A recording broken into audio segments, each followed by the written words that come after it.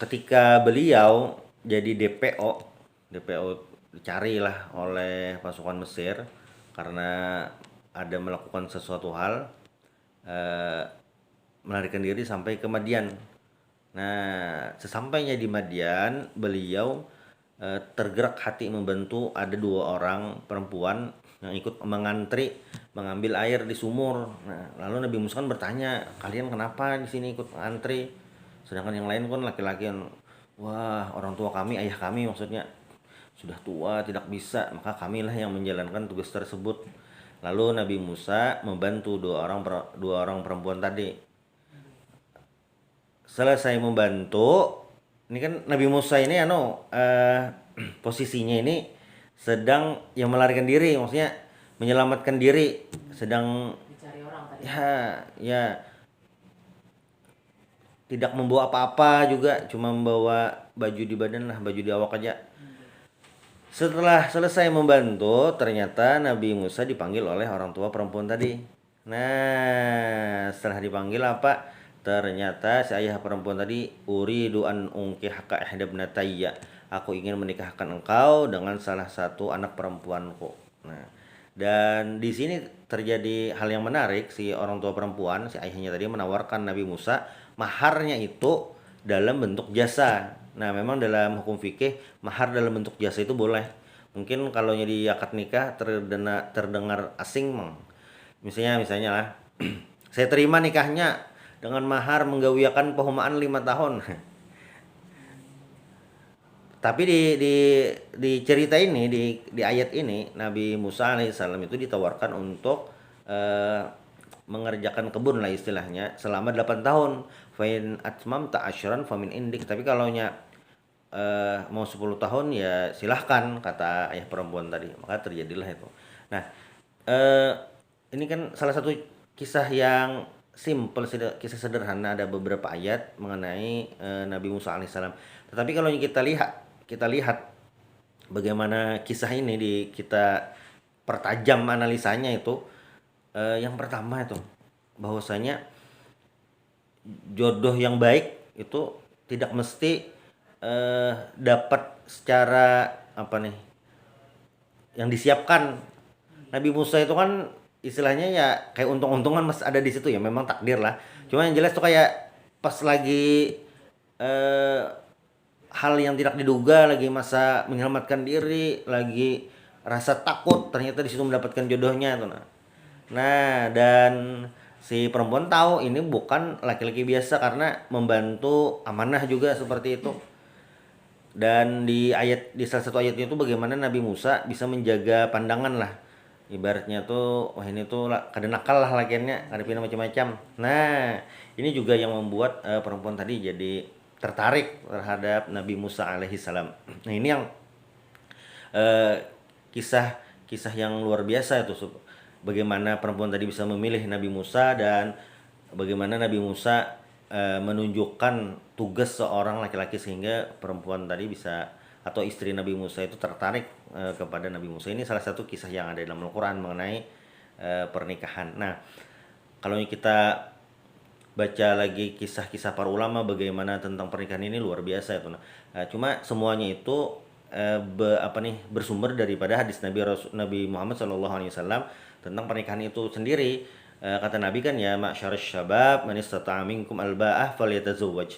Jadi kata Nabi itu jelas nih, ya ma'syarasy syabab, ya ma'syarasy syabab, wahai para pemuda. Pemudi juga masuk nih. Man istata'a minkum alba'ah, siapa yang mampu dalam pernikahan, berarti mampu secara materi, mampu secara fisik, fal yatazawwaj, maka menikahlah. Nah, Nabi menyuruh untuk menikah itu seperti itu. Karena dalam menikah ini banyak hal-hal yang luar biasa dari pernikahan tadi. Nah, ayat Al-Qur'an pun seperti itu juga. Wankihul ayyama minkum, nikahilah perempuan lah. Sebaliknya itu sama, berarti perempuan menikahi laki-laki. Nah, al-ayyim itu, angkihul ayyama itu perempuan yang tidak memiliki pasangan. Nah, itu maksudnya. Nah, in kuntum fuqara yughnihimullah min sa'ati. Nah, ini ayat di ayat yang lain, in kuntum fuqara yughnihimullahu min sa'ati. Ini ada ayat juga, kalau kalian lagi fakir, maksudnya eh, nikah ini pembuka pintu rezeki. Nah, iya. Jadi ini kalau secara hitungan matematis agak sulit dicerna dengan akal. Bakso ini di luar Nurul. Di luar Nurul dan Fitri. Nah, itu bakso ini tuh di apa nih? Di luar prediksi BMKG. Nah, kan bakso ini kayak lah. Karena terduga. Iya. Jadi ayat Al-Qur'an ketika menyebutkan in kuntum fuqara yughnihimullahu min sa'ati, jadi nikah itu pembuka pintu rezeki. Nah. Mungkin kalau dipikir-pikir, kan ini satu orang laki-laki, ini perempuan. Ketika jadi dua, aturannya berkurang misalnya. Tidak seperti itu rumusnya. Rumus Allah Ta'ala itu lebih indah, lebih misterius daripada yang kita pikirkan seperti itu. Nah, maka ketika seseorang itu memang niat nikah ini lillahi ta'ala, ya memang secara keduniaan sudah disiapkan lah semuanya, segalanya sudah siap lah seperti itu. Cuma akan ada bantuan Allah Subhanahu wa taala terhadap orang yang menikah, yang itu rahasia dan kagetan lah macam-macam. Bisa jadi ketika sebelum menikah ya jobnya pas-pasan lah itu. Tapi ketika sudah menikah kayak ada aja itu tambahan macam-macam apakah. Nah, ini yang rahasia daripada pernikahan itu sendiri. Lalu juga ketika kita sudah tahu nikah ini memiliki makna yang luar biasa, apa hasil atau ketika menikah itu apa-apa saja yang bisa didapatkan? Apa-apa saja. Yang pertama itu sesuai dari ayat Al-Qur'an itu adalah ketenangan.